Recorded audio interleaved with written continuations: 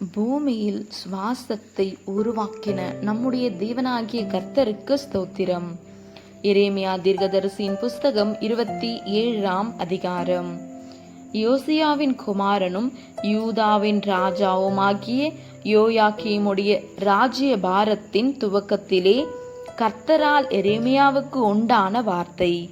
கர்த்தர் என்னை நோக்கி, நீ உனக்கு கயிறுகளையும் நுகங்களையும் உண்டு பண்ணி அவைகளை உன் கழுத்திலே பூட்டிக்கொண்டு அவைகளை எருசலேமுக்கு சீதேக்கியா ராஜாவின் இடத்தில் வரும் ஸ்தானாதிபதிகள் கையிலே ஏதோமின் ராஜாவுக்கும் மோவாபின் ராஜாவுக்கும் அம்மோன் புத்திரரின் ராஜாவுக்கும் தீருவின் ராஜாவுக்கும் சீதோனின் ராஜாவுக்கும் அனுப்பி அவர்கள் தங்கள் எஜமான்களுக்கு சொல்லும்படி கற்பிக்க வேண்டுமென்று இஸ்ரவேலின் தேவனாகிய சேனைகளின் கர்த்தர் உரைக்கிறது என்னவென்றால், நான் பூமியையும் மனுஷனையும் பூமியின் மேலுள்ள மிருக ஜீவன்களையும் என் மகா பலத்தினாலும் ஓங்கிய என் புயத்தினாலும் உண்டாக்கினேன்.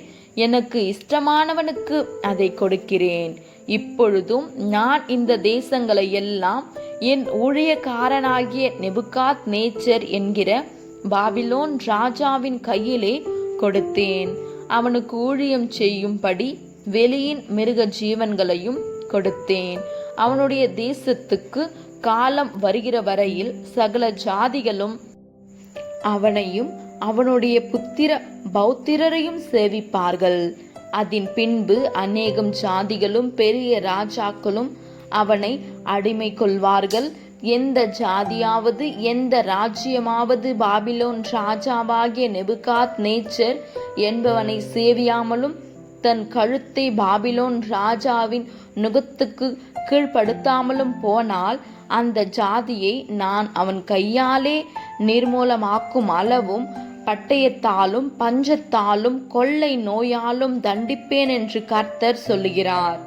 பாபிலோன் ராஜாவை நீங்கள் சேவிப்பதில்லை என்று உங்களுக்கு சொல்லுகிற உங்கள் தீர்க்கதரிசிகளுக்கும் உங்கள் குறிக்காரருக்கும் உங்கள் சொப்பனக்காரருக்கும் உங்கள் நாட்பார்க்கிறவர்களுக்கும் உங்கள் சூனியக்காரருக்கும் நீங்கள் செவிகொடாதிருங்கள். நான் உங்களை உங்கள் தேசத்திலிருந்து துயரப்படுத்துகிறதற்கும் உங்களை துரத்தி விடுகிறதற்கும் நீங்கள் அழுகிறதற்குமாக அவர்கள் உங்களுக்கு பொய்யான தீர்க்க தரிசனம் சொல்கிறார்கள். ஆனாலும் எந்த ஜாதி தன் கழுத்தை பாபிலோன் ராஜாவின் நுகத்துக்கு கீழ்ப்படுத்தி அவனை சேவிக்குமோ அந்த ஜாதியை தன் தேசத்தை பயிரிட்டு அதிலே குடியிருந்து தாபரிக்க பண்ணுவேன் என்று கர்த்தர் சொல்லுகிறார். இந்த எல்லா வார்த்தைகளின்படியே நான் யூதாவின் ராஜாவாகிய சீதேக்கியாவோடும் பேசி உங்கள் கழுத்தை பாபிலோன் ராஜாவின் நுகத்துக்கு கீழ்ப்படுத்தி அவனையும் அவன் ஜனத்தையும் சேவியுங்கள், அப்பொழுது பிழைப்பீர்கள். பாபிலோன் ராஜாவை சேவியாமற் போகிற ஜாதிக்கு விரோதமாக கர்த்தர் சொன்னதின்படியே நீயும் உன் ஜனமும் பட்டயத்தாலும் பஞ்சத்தாலும் கொள்ளை நோயாலும் சாவானேன். நீங்கள் பாபிலோன் ராஜாவை சேவிப்பதில்லை என்று உங்களுடனே சொல்லுகிற தீர்க்கதரிசிகளின் வார்த்தைகளை கேளாதிருங்கள். அவர்கள் உங்களுக்கு பொய்யான தீர்க்க தரிசனம் சொல்கிறார்கள். நான் அவர்களை அனுப்பினதில்லை. நான் உங்களை துரத்தி விடுகிறதற்கும் நீங்கள் உங்களுக்கு தீர்க்க தரிசனம் சொல்லுகிற தீர்க்கதரிசிகளும் அழிந்து போகிறதற்கும் அல்லவோ இவர்கள் என் நாமத்தை சொல்லி பொய்யான தீர்க்க தரிசனம் உரைக்கிறார்கள் என்று கர்த்தர் சொல்லுகிறார் என்றேன். மேலும் நான் ஆசாரியரையும் இந்த எல்லா ஜனங்களையும் நோக்கி, இதோ கர்த்தருடைய ஆலயத்தின் பனிமூட்டுகள் இப்பொழுது சீக்கிரத்திலே பாபிலோனிலிருந்து திரும்பி கொண்டு வரப்படும் என்று உங்களுக்கு தீர்க்க தரிசனம் சொல்லுகிற உங்களுடைய தீர்க்கதரிசிகளின் வார்த்தைகளை கேளாதிருங்கள் என்று கர்த்தர் சொல்லுகிறார். அவர்கள் உங்களுக்கு மெய்யான தீர்க்க தரிசனம் சொல்கிறார்கள்.